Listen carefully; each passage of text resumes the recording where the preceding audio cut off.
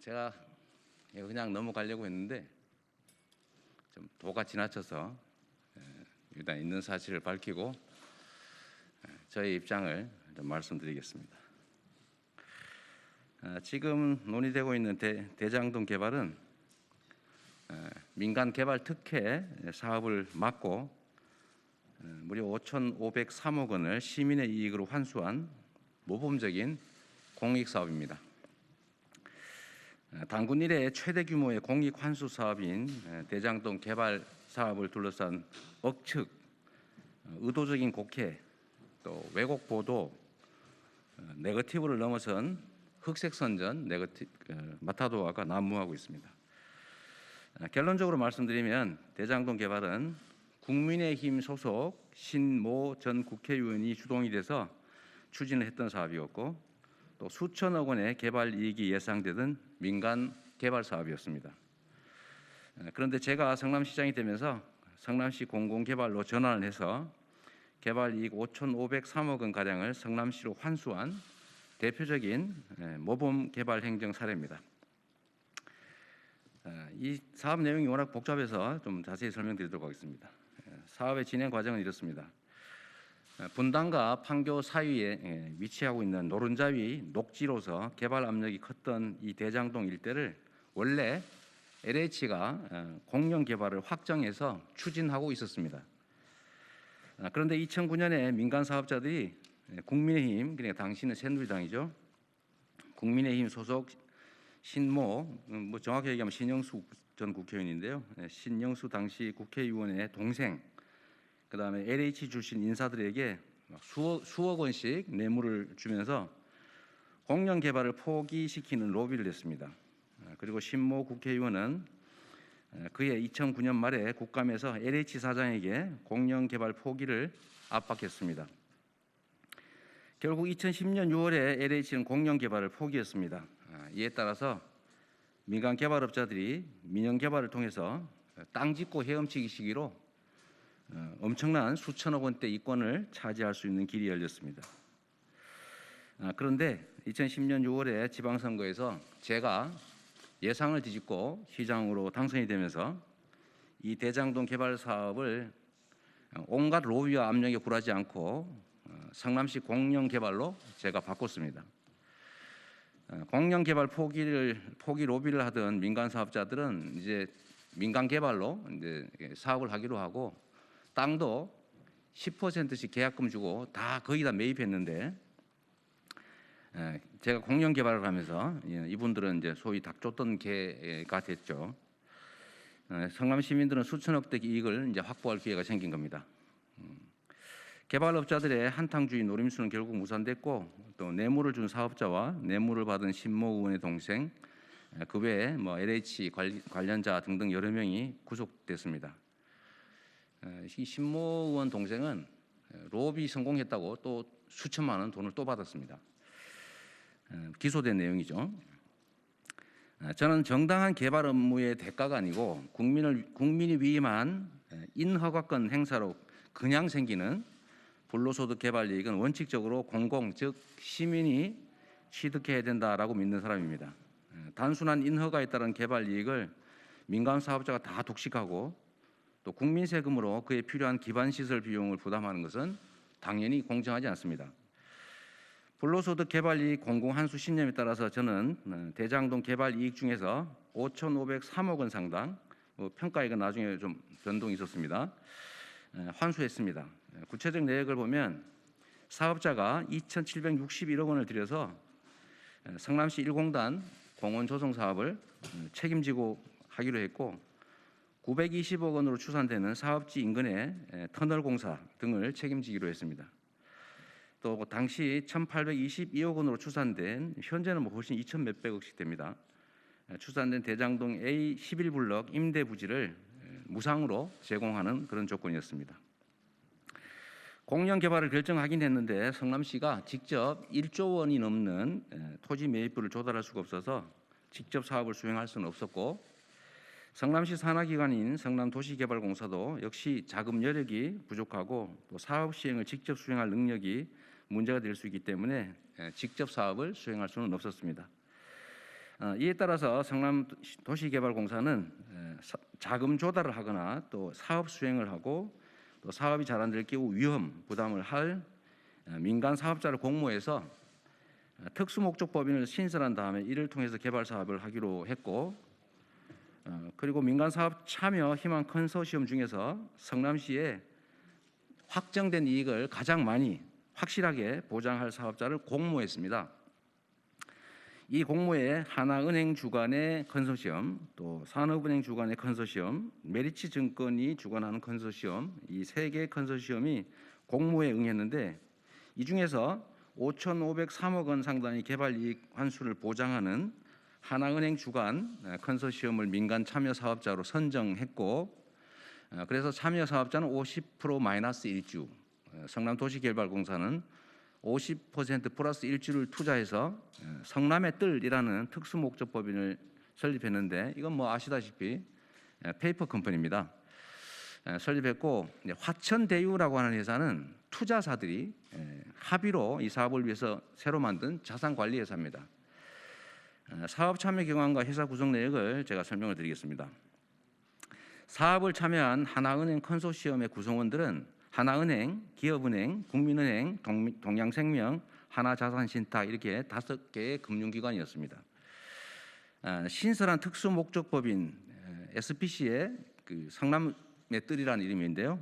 여기 주주들은 당연히 50% 플러스 1주를 가지고 있는 의사결정권을 가지고 있는 성남도시공사, 그리고 50% 마이너스 1주를 가지고 있는 5개 투자사, 그리고 투자사들이 합의해서 만든 자산관리회사인 화천대유, 이렇게 주주가 구성되어 있습니다.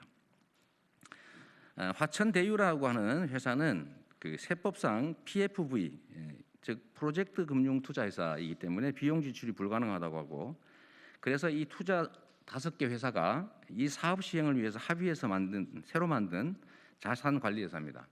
그리고 당연히 합의에 따라서 이 자산관리회사도 SPC의 주주가 됐습니다. 이 화천대유의 주주와 그 자회사의 내역은 투자금융기관들이 합의해서 만든 것이고, 구체적인 내용을 발표하고 있지 않기 때문에 그들만 알 수 있는 내용이고 아무도 내용을 모릅니다. 이 사업의 투자 사업비는 대개 약 1조 5천억 원 정도가 들었습니다. 그 성남시와 민간 투자자들의 약정 내용은 이렇습니다. 민간 투자사가 모든 사업 비용을 부담하고 모든 개발 사업을 전담하고 모든 위험 부담을 한다. 그리고 성남시 이익 5,503억 원을 확정해서 보장을 하고 남는 거는 본인들이 취득한다. 뭐 손해 보면 당연히 본인들이 손해를 감수하는 겁니다. 그리고 잔여 이익이 있을 때 민간 투자기관 간 내부 이익 배분은 당연히 저희로서는 알 수 없습니다. 알 필요도 없습니다. 이익의 일정 비율을 환수 이익으로 정할 경우에, 비율로 정할 경우에는 비용이 많다고 부풀리는 부정이 발생할 수 있고, 또 공직자들에게 로비를 해가지고 그 성남시 몫을 줄이려는 시도가 있을 수 있어서 말썽이 날 가능성이 있기 때문에 성남시의 환수 이익은 사전에 미리 금액과 사업을 확정하고 또 최우선 보장하기로 그렇게 인허가 조건에 명시했습니다. 또 혹시나 인허가를 조건으로 성남시에 과도한 그 이익을 요구했다고 해서 소송을 할 가능성이 있기 때문에 이 가능성을 봉쇄하기 위해서 이익 환수 약정에 대해서는 제소하지 않는다라는 특약을 하고 이제 제소전 화해를 하기로 했습니다. 이게 제가 변호사이기 때문에 나중에 딴소리 할 경우를 대비해서 다 이렇게 만들어 놨던 겁니다.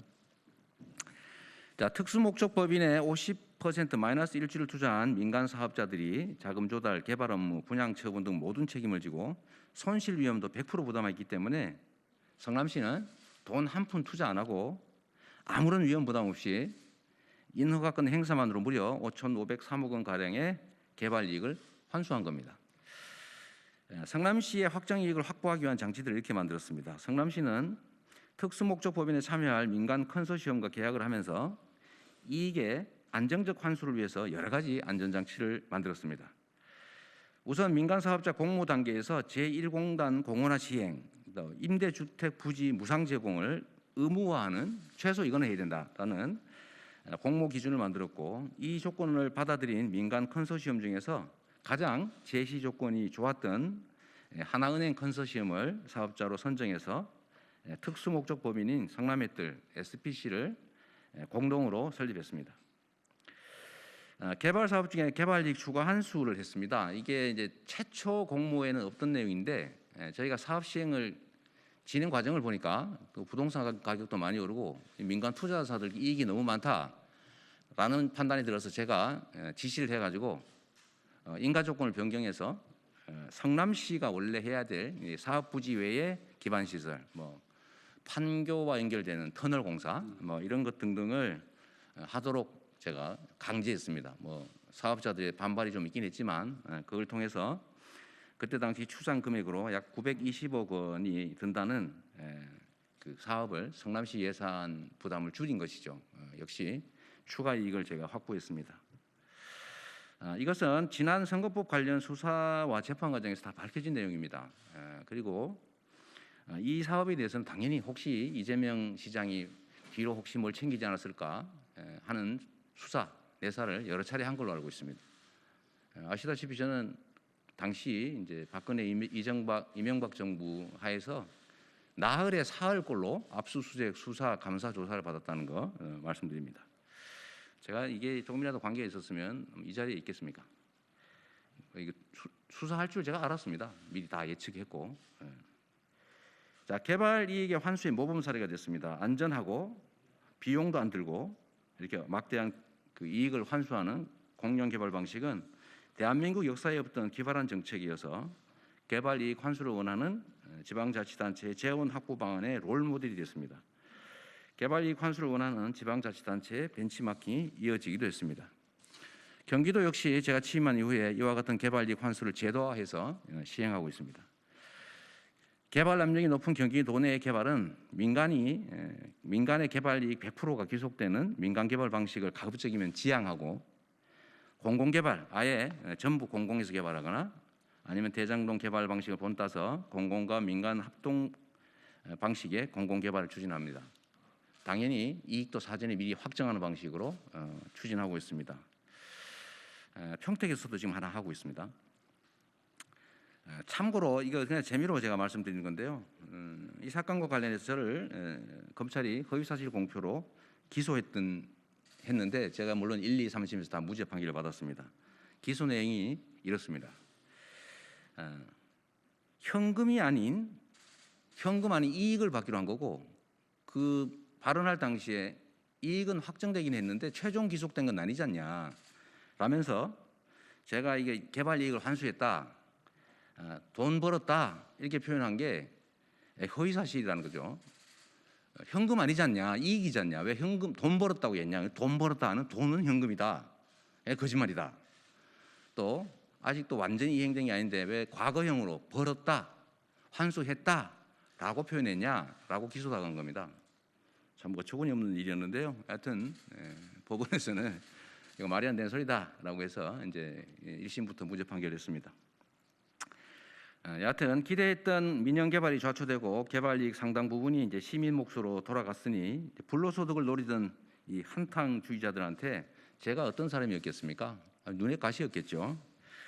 대장동 사업을 공영 개발로 전환하는 과정에서 당시에 성남시 의회가 여소야대로 당시 이제 새누리당이죠. 새누리당 의원들이 훨씬 많았는데 이분들의 심한 저항과 반대가 있었지만 시민들과 함께 이 사업을 결국은 관철해냈습니다.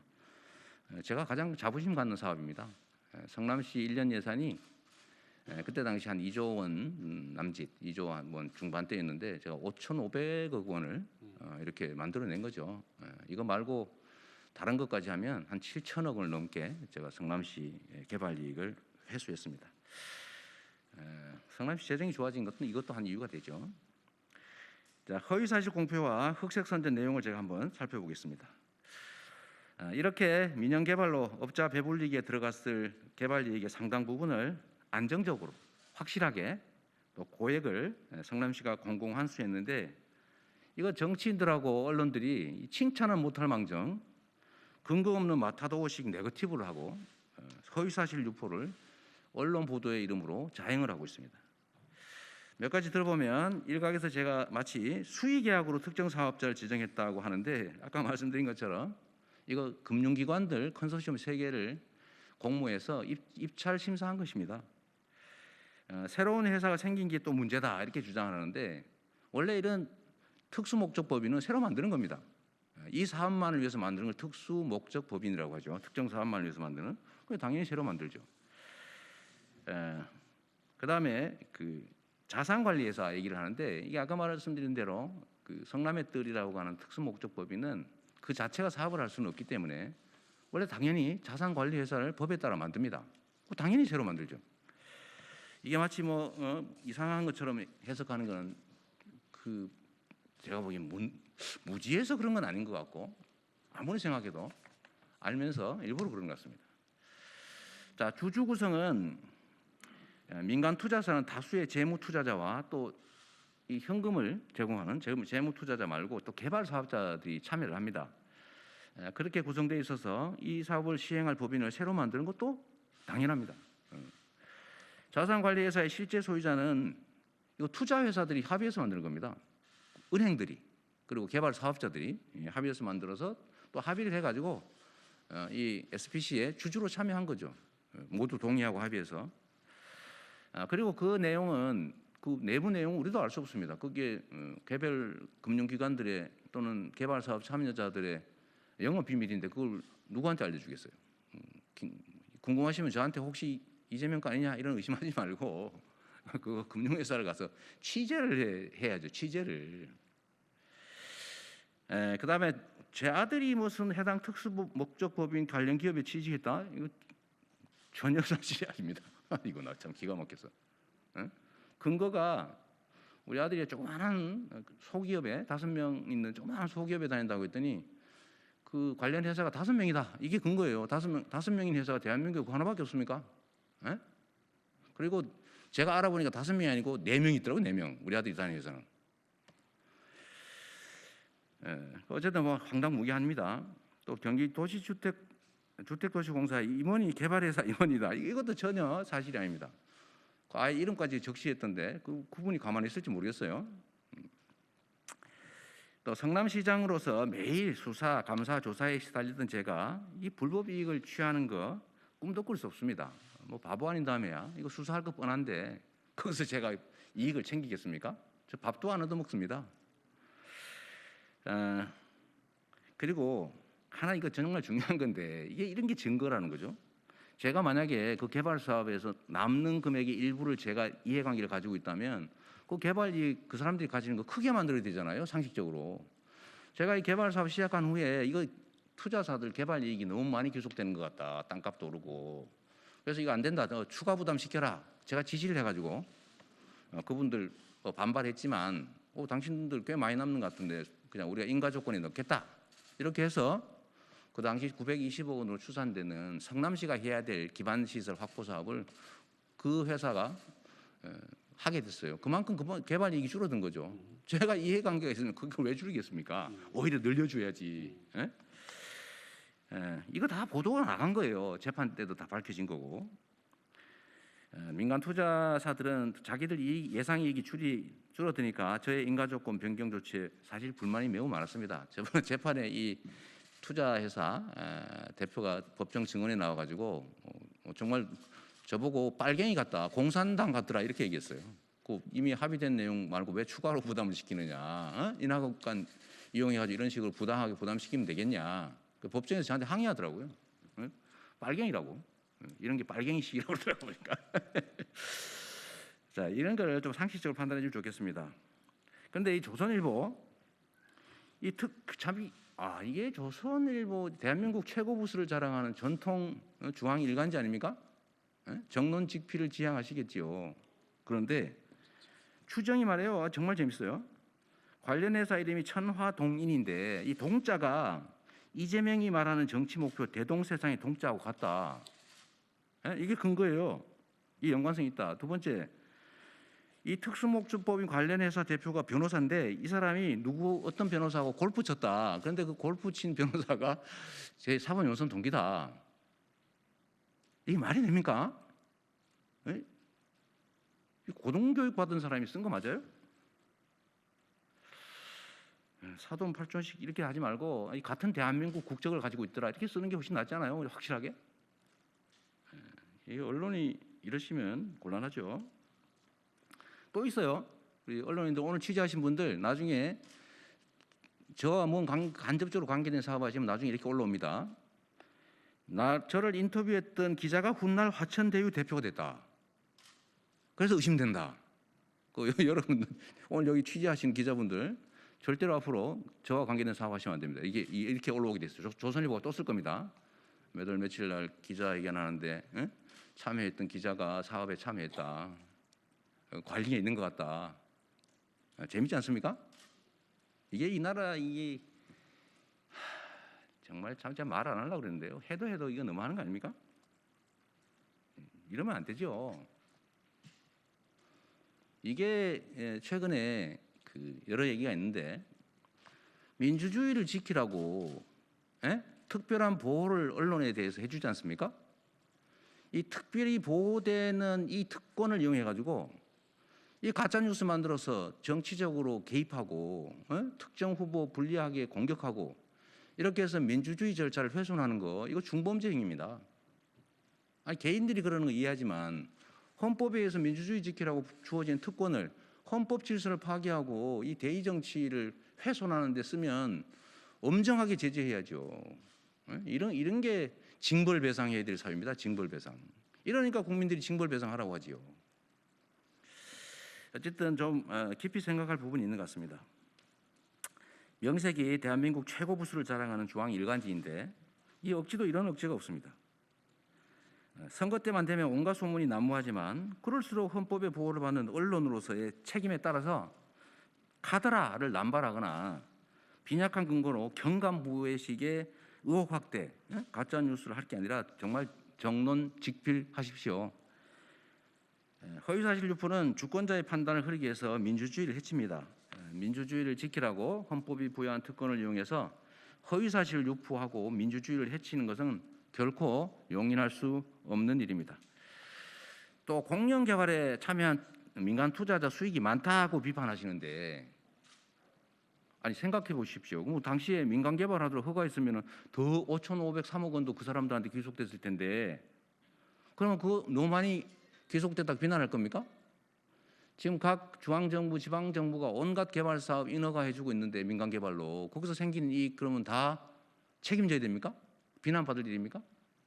그 중에 일부라도 환수한 거를 잘 칭찬해야죠. 그래야 세상이 좀이라도 더 나아지지 않겠습니까?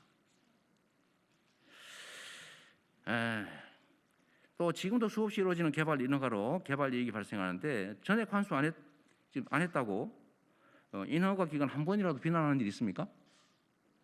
없잖아요.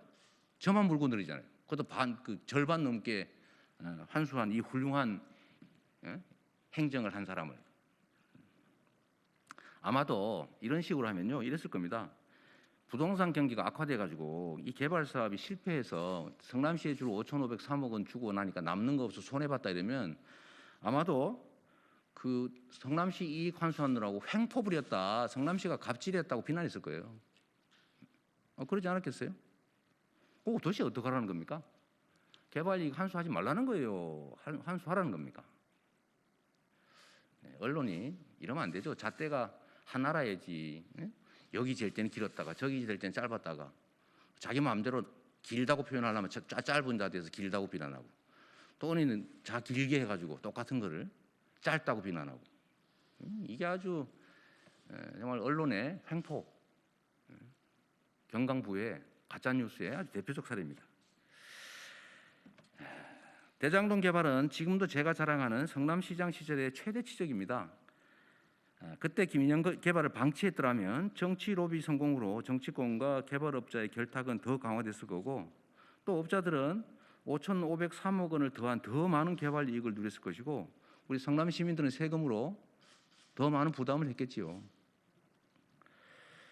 저는 모진 외압을 견뎌내고 뚝심 있게 이 공영 개발을 밀어붙여서 성남 시민의 이익 5,503억 원을 확보했습니다. 제가 벌었습니다 그랬더니 또 기소할까 싶어서 확보했습니다라고 표현 바꿨습니다. 로비에는 성공했지만 개발 이익은 누리지 못한 이들은 저를 원수쯤으로 생각하고 지금도 아마 엄청나게 원망하고 있을 겁니다. 다 감옥 가고 다 망했을 테니까요. 부당이득 노리면 이렇게 망해야 되는 거 아니겠어요? 다 규칙대로 상식에 따라서 자기가 노력한 만큼의 대가를 받아야지. 범죄 행위 저지르고 뇌물 주고 사업권 뺏어가지고 땅 짓고 헤엄치기 하고 이거 못하게 막아야지. 못하게 막은 저를 비난하면 되겠어요. 아무리 세상이 앞뒤가 없는 세상이기로. 그냥 어디 일베 게시판에서 쓴 거면 이해를 하겠습니다. 명색이 정치인이라는 분들이, 명색이 언론이라는 분들이 이렇게 네거티브하고 흑색선전하고 가짜뉴스 뿌리고 이러면 나라의 미래가 제대로 되지 않게 됩니다. 국민을 위한 개혁은 그 개혁 정책의 효율의 크기만큼 큰 저항이 따른다는 거 제가 절감합니다. 정치는 정책 아이디어 경진대회가 아닙니다. 무수히 존재하는 정책 중에서 가장 효과적인, 즉 반대로 얘기하면 가장 저항이 큰 개혁 정책을 과감하게 선택하는 용기, 그리고 반발을 무릅쓰고 그 개혁 정책을 실천해서 성과를 내는 강력한 추진력이 정치인의 가장 큰 자산이다라고 말씀드린 이유입니다. 할 수 있는 일이 많아요. 제가 기업 유치하면은 기업 유치를 하는데 이익을 줘야지, 이익도 없이 기업을 납치해 오란 말입니까? 제가 다음에 이 얘기도 한번 따로 드리도록 하겠습니다. 그 용기와 추진력이 저로 하여금 기초단체장, 광역단체장이라는 작은 도구로도 큰 성과를 내게 한 것입니다. 또 그 성과를 인정한 다수 국민의 평가와 기대가 저를 지금의 이 자리까지 오게 했습니다. 말은 없지만 언제든지 행동하는 1억 개의 눈, 그리고 귀, 5천만 개의 입을 가진 국민의 집단 지성을 믿고 앞으로도 해야 할 일을 저항과 반발, 공격을 무릅쓰고 계속 해 나가도록 하겠습니다. 조선일보와 장기표 씨에게 공식적으로 요구합니다. 첫째, 조선일보는 민주당 경선과 대한민국 대통령 선거에서 손을 떼세요. 정치 개입하지 마십시오. 이 선거에 영향을 주려고 일부러 가짜 뉴스 만들어가지고 뿌리는 거 아닙니까? 대선 후보인 저에 대한 경강부회식 마타도와 보도는 공직선거법이 정한 후보자 비방죄에 해당됩니다. 그리고 선거에 심각한 영향을 미치는 행위입니다. 조선일보는 언론의 선거 중립 의무를 상기하고 정론 집필하시고 경선과 대선 개입을 즉각 중단하시기 바랍니다. 장기표 씨는 공개 사과하십시오. 기본과 상식을 벗어난 무책임한 행위에 대해서 책임을 묻는 게 마땅한데, 그래도 한때 이 나라 민주주의를 위해서 헌신하신 선배인 점을 고려해서 기회를 드립니다. 공개 사과하시면 더 이상 문제 삼지 않겠습니다. 그런데 공개 사과하지 않으시면 그 후에 발생하는 모든 일은 본인의 책임이라는 사실을 기억해 주시기 바랍니다.